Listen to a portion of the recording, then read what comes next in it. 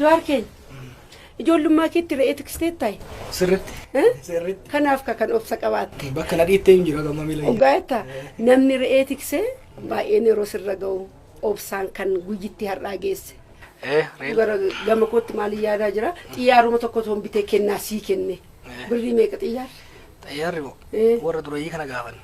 Kaleessa yeroo qabsoo eegalte yeroo haqa Oromoo dubbachuu jalqabde guyyitti har'arra geenye kanarra hin geenyetti yaaddee ture. Shakkii tokko malee.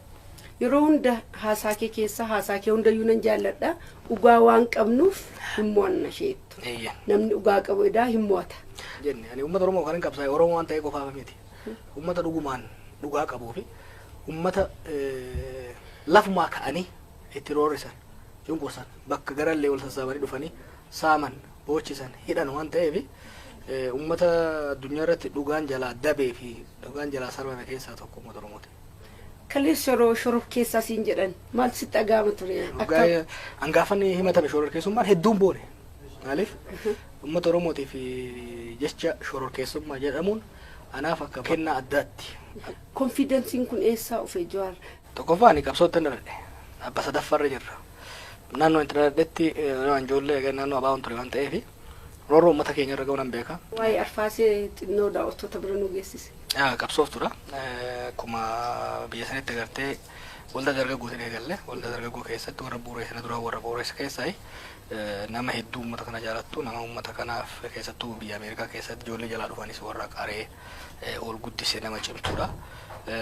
Nama gama hooggansaatiinis na caalu gama hundaan keessattuu gama obsaatiin gama uummata kana danda'uutiin nama hedduu cimaa fi waa hedduu uummata kanaaf buusee gara fuuldurallee buusu. Ijoollee meeqa qabdu? Tokko. Maqaasa? Oromoo. Maaf Oromoo itti?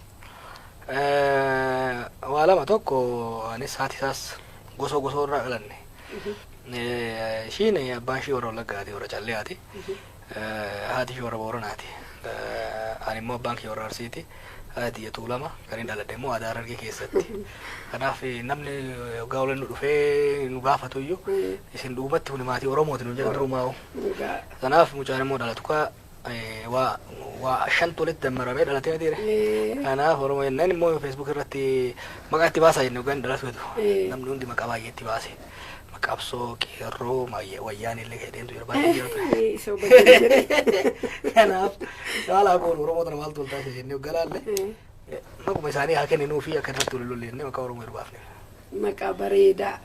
Mee hawwiin kee wanti ati barbaaddu hundi sii milkaa'eeraa? Ani gaafa kiyyaani xurataa bahuun fedha maaliif hamman danda'u waan hin beeku uummata kanarraa hin qusanne. Kanaaf Rabbis na gargaareera bakka tokkoon geenye irra gara tokkotti ceesifne irra qonnaa qabsoo tokko xumurree karaa lammattaatti ceenee jirra. Har'a hundi illee hin gaabbu. Amma biyya kee taa'uu moo Ameerikaatti deebiteetu jireenya kee jiraachuu barbaadda gara fuulduraatti? Ani galeera asitti. Amma eegan dhufe booda rakkoo hedduun argaa jira. Injifannoon argame kun lafa hin qabanne. Beekumsa hin qabuunii fi humna hin qabuun akkuma biyya sanitti hojjechaa turetti amma garuu hedduun itti amane. Kanaaf biyya kana galee amma danda'ametti obboleeyyan kee wajjin hojjechuun barbaada. Gaariidha. Aartii keessa maal jaallatte? Aartii ani sirba dhaggeeffadha. Dur nan barreessan ture beektaan. Maal? Dur ololoos nan barreessan ture. Komedii nama bashannansiista hiriyoota kee baay'ee bohaarsi ta'an. Kun amma mugaadha. Yeroo tokko yeroo mataa kee dhiguu fi xiqqoo ol bohaarsuu barbaadnu yeroo tokko nan qoosa. Siiriyaas ta'uu bara amman baradheen. Hangaafa ijoollee nama hedduu taphatu. Nama hedduu lolus nama hedduu taphatus. Amma actually afaan adabaatu amman baradhe. Duraan hedduu nama arrabsan. Komedii dandeessa taanaan garuu fuunyee shoorratti diraamaa tokko fa'aa komedii fa'aa si hojjechiif nagar fuuldura. Gatiin sirrii taanaan ho'a. Siif gatii madaalu kaffaluu hin danda'u. Galanni kee walumatti qabne bilisummaa uumaan sii deebisna kan kee. Mee gara fuulduraas yookaan Oromoos yeroo keegaa yeroo dhiphoo akka taate nan beeka. Qeerroottis uummatuma Oromootti maal jetta? As geenyee jirra. Laaftu tasin geenye kan akka yaada saniin barbaada. Nama hedduudha gaara keessatti dhabne, nama hedduutu mana hidhaatti dhabne, nama hedduudha allaattiin nyaatte, hedduudha qurxummiin nyaatte. Jarmanitti beektaa ijoolleen jarman hoggaa qoostu qurxummiin galaanaatu afaan oromoo haasofte hin jedhan kuni qoosaa miti namni keenya waan xiqqaa keessa hin dabarre laaftutti hin arganne namni keenya xiqqoo irraanfachuullee eegala ormis xiqqoo waan nuti finne kana laaffisee ilaalaa fakkaata kanaaf ormas yaadachiisuu ofis yaadachiisuu barbaachisa waan irra dabarre waan nu as gahe waan laafaa miti wareegama guddaa aarsaa guddaa hiraara guddaa keessa dabarreeti waggoota 50 dabre kana as geenye tokko san yaadachuu qabu manni lammaffaa immoo san yaadachaa boleen keenya kan dhiiga isaanii jiisanii lafee isaanii bittimsanii ofiifi miti ummanni keenya kan irraa hafe dhaloonni keenya nu duubaan dhufaa jiru akka keenyatti roorroo akka hin dhaalleef akka keenyatti gabrummaa akka hin dhaalleef akka keenyatti biyya ofii irratti hiyyoomanii baqachuu akka hin dhaalleef kanaaf isaan yaadachuu jechuun wareegamtoota keenya kabajuu jechuun akeekaaf kaayyoo isaan irratti wareegamaniif san bakkaan gahuudha. San bakkaan gahuudhaaf ammoo hojii guddaa gaafata. Yeroo ammaatti irratti hamma tokko xiqqoo obsuu fi tasgabbeessuu gaayyan garuu galanii rafuu miti. Yeroo rafnullee ija takkaan banannee rafuu danda'uudha qabna. Kanarratti cimsinee hojjechuudha qabna.